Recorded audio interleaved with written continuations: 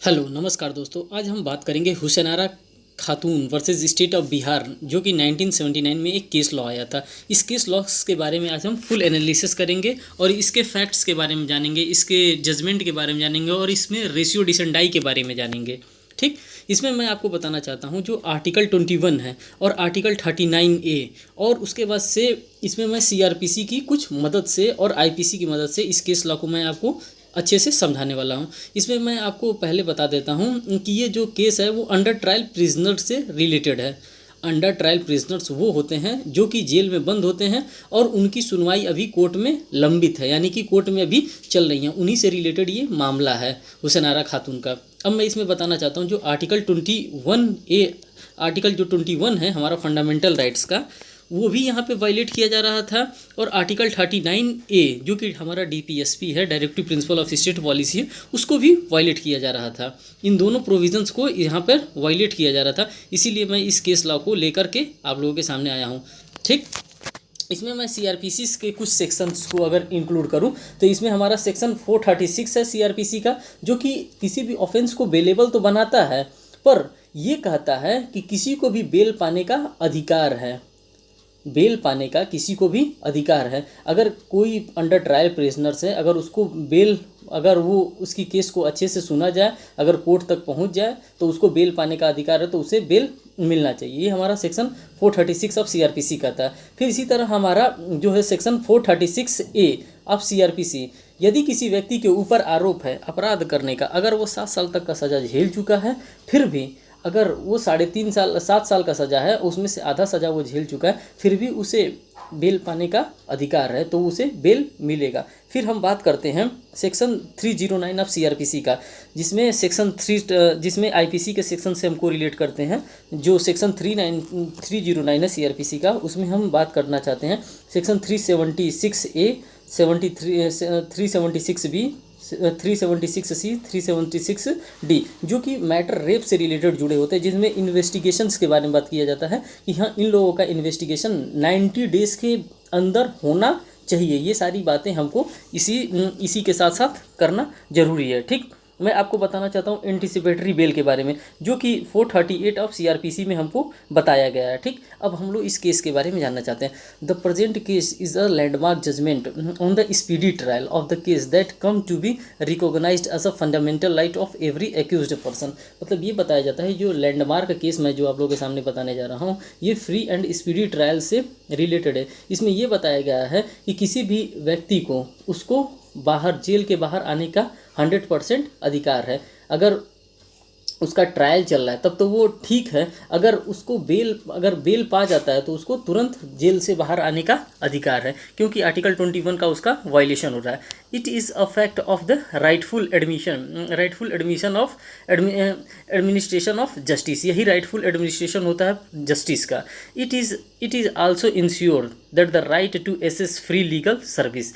यही हमारा इंश्योर होता है कि सबको फ्री लीगल एड दिया जाए। फ्री लीगल एड जो कि आर्टिकल 39A में डिफाइन किया गया है हमारे इन कॉन्स्टिट्यूशन ऑफ इंडिया में। Article 21 of the constitution of India में आर्टिकल 21 के बारे में डिफाइन किया गया।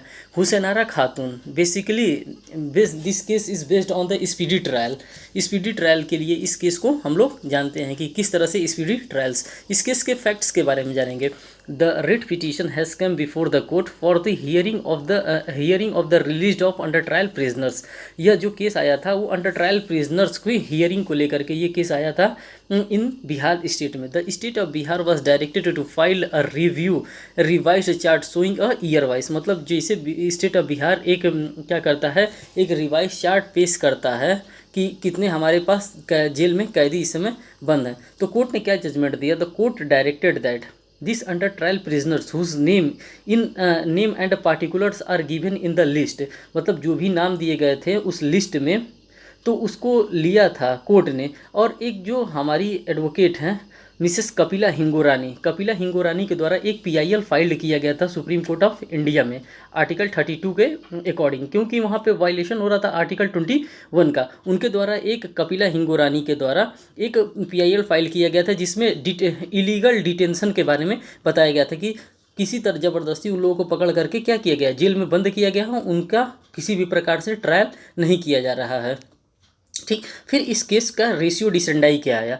The court found that the under trial prisoners whose list was filed before the court, जो लिस्ट फाइल्ड किया गया था कोर्ट के सामने, जिसमें उस लिस्ट में जितने भी प्रिजनर्स थे सबका नाम था, have been in jail for the periods longer than the maximum term, मतलब वो काफ़ी समय से उनका ट्रायल चल रहा है और वो जेल में है। उनके पास मतलब उनके पास अपना खुद का एडवोकेट नहीं है जो कि उनका ट्रायल कर सके, कि जिससे कि वो उनको बेल आसानी से मिल सके।